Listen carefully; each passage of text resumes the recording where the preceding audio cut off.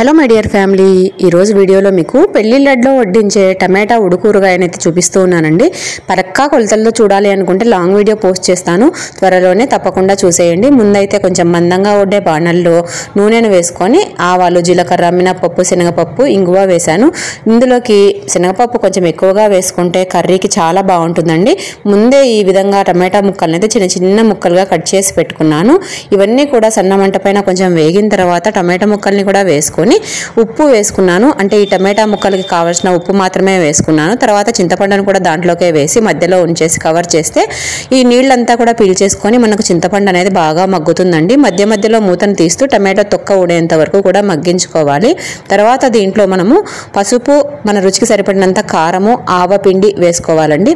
వేసుకొని ఒకసారి బాగా కలిపేసుకొని మనకు కావాలంటే కొంచెం చిన్న బెల్లం ముక్కను వేసుకున్నామంటే మనకు రుచి అంతా కూడా బ్యాలెన్స్ అవుతుందండి. ఈ విధంగా గరిటతోనే మనం ప్రెస్ చేసుకుంటే మనకు దగ్గరికి పడిపోతుంది. ఇంతేనండి టొమాటో పెళ్లిళ్ళలో వడ్డించే ఊరగాయ.